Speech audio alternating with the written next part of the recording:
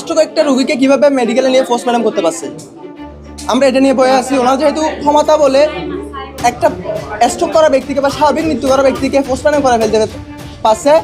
মামলা করা হয়েছে, এটা সম্পূর্ণ ভিত্তিহীন। একটা স্বাভাবিক মৃত্যুকে কেন্দ্র করে ওরা পূর্বশত্রুতার জের ধরে ফায়দা উঠানোর চেষ্টা করতেছে। আকস্মিক মৃত্যুকে হত্যা মামলায় সাজিয়ে হয়রানি ও ভূমি আত্মসাতের চেষ্টা করছেন বলে অভিযোগ করেন এই ভুক্তভোগী পরিবার।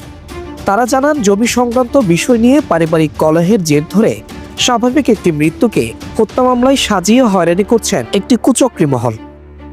আজ মঙ্গলবার সকালে চট্টগ্রাম প্রেস ক্লাবে সংবাদ সম্মেলন করেন ভুক্তভোগী পরিবারটি।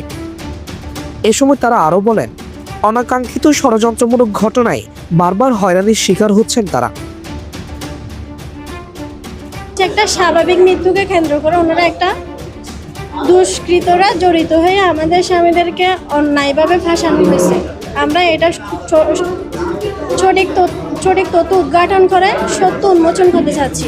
এলাকার মানুষের প্রত্যক্ষদর্শীদের সকলের সাক্ষী এবং ডাক্তার যিনি প্রথম কাছে নিয়ে গেছিল ওনার সাক্ষাৎকার আমাদের কাছে আছে।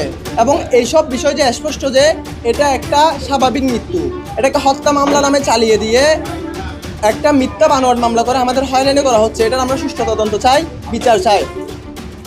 এ সময় প্রশাসনের নিরপেক্ষ তদন্ত ও নির্ভুল ময়নাতদন্তের সাপেক্ষে মৃত্যুর মূল কারণ নিশ্চিত করে প্রকৃত সত্য উন্মোচনের দাবি জানান ভুক্তভোগী এই পরিবার।